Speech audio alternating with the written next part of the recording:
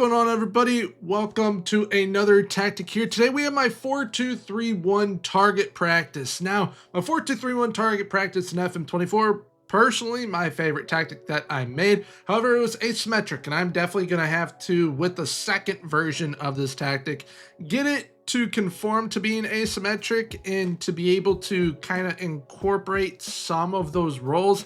It's just right now a little tricky to figure out how to kind of mirror it to FM26 with the change of some of the roles. But today we ended up testing with Arsenal as well as Portsmouth. Arsenal did absolutely fantastic, and Portsmouth also did very well and outperformed where they were supposed to finish, which they're predicted to finish 23rd out of 24, and they most certainly did not do that. So if you end up wanting to give this tactic in today's video a go for yourself, I'll be linking my Discord down below in the description. You guys are going to be able to download it for free from the download section of the Discord. But now, without further ado, let's go ahead and get into today's video. So right here we have Arsenal's results. First, we ended up winning the league on 85 points, only lost 3 games, did very, very well. It's a very realistic feeling tactic.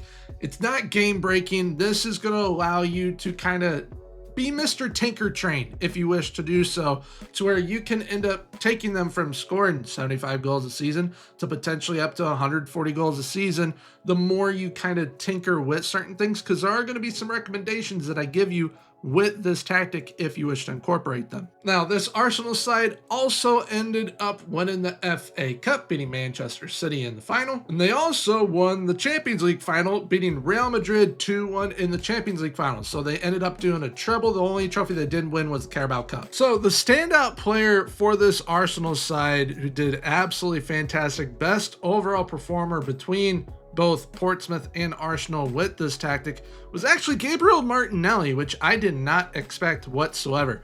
In the Champions League, ended up having 6 goals, 3 assists. Premier League, 12 and 7. The FA Cup, only played 3 games, but he did have a goal there. 19 and 10 overall for the season. Now, when it comes to Portsmouth, they ended up finishing in 9th, just on the outside looking in of the Sky Bet Championship playoffs. They ended up finishing on 74 points, and with that dip that occurs in the championship, which we had it in the 4-3-3 Mando tactic test, the most recent tactic that I have put out, we're having it again with Portsmouth, where they have this little dip and they just can't recover from it, which is unfortunate, because if they could have, they definitely could have squeaked into the playoffs. But overall, they still did very, very solid. All right, so here we have my 4-2-3-1 target practice for FM26. You see how this is lined up right now with the combined formation of in possession, out of possession.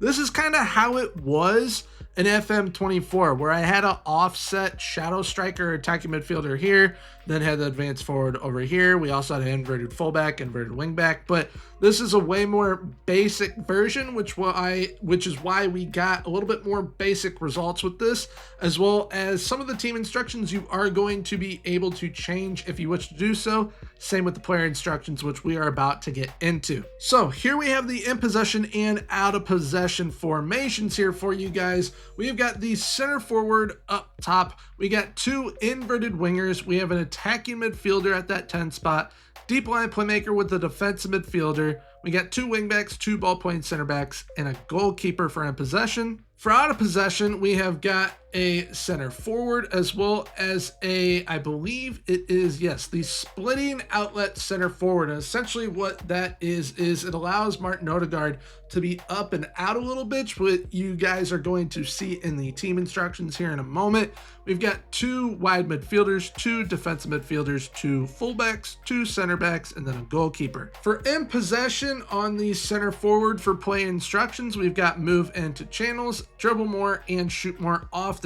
With the shooting, if you wish to dumb it down a little bit, put on shoot less often, they're going to take smarter shots. Shoot more often allows them to just blast shots at the goal, whereas shooting less often allows them to be a little smarter. So it depends on your approach with things, but after doing a boatload of testing recently, shoot less often might actually be the way to go, but this tactic performed very, very well with shoot more often on. For those inverted wingers, you will have dribble more on both of them as well as shoot more often, and same thing there. You're going to be able to take it down to shoot less often if you wish to do so. It's just up to a personal preference type thing for you.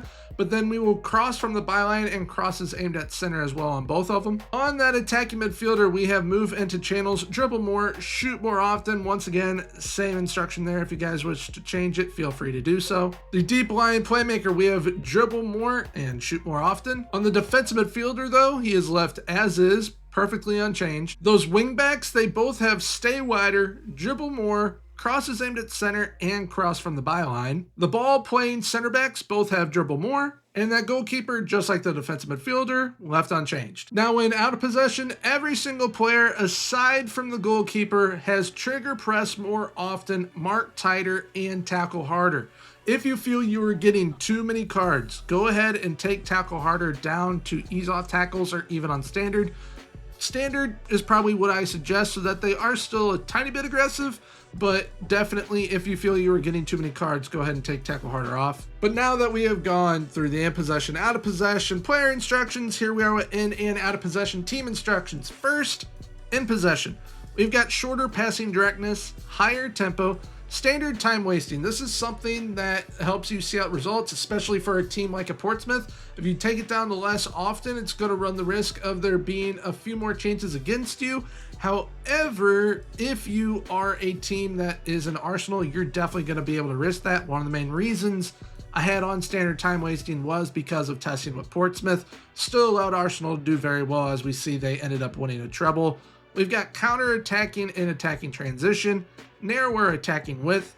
With that play for set pieces, even though we're Arsenal, we're not going to be playing for set pieces. We're going to keep the ball in play.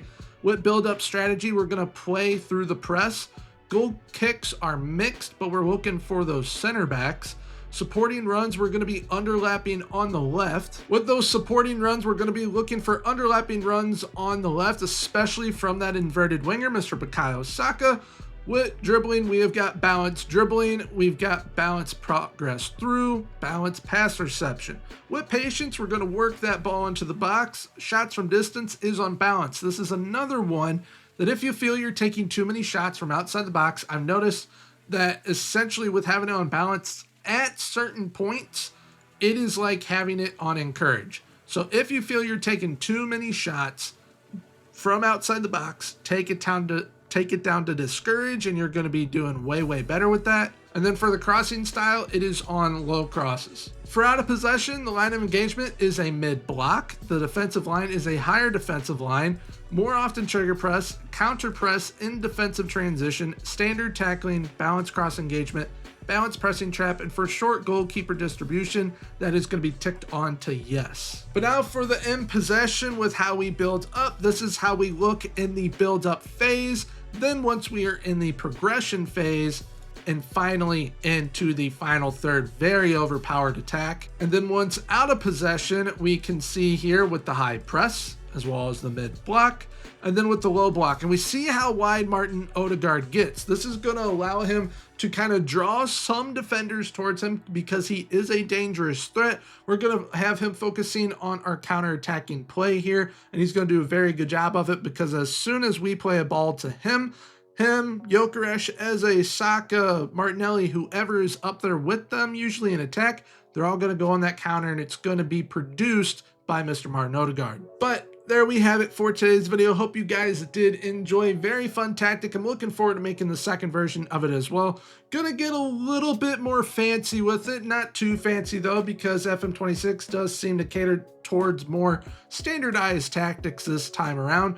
But if you guys do wish to give this tactic a go, I'll be linking my Discord down below in the description, or you guys can download it for free from the download section of the Discord. And if you did enjoy today's video, please feel free, leave a like, comment, and subscribe. Subscribing is 100% free, so I want to hit that sub button.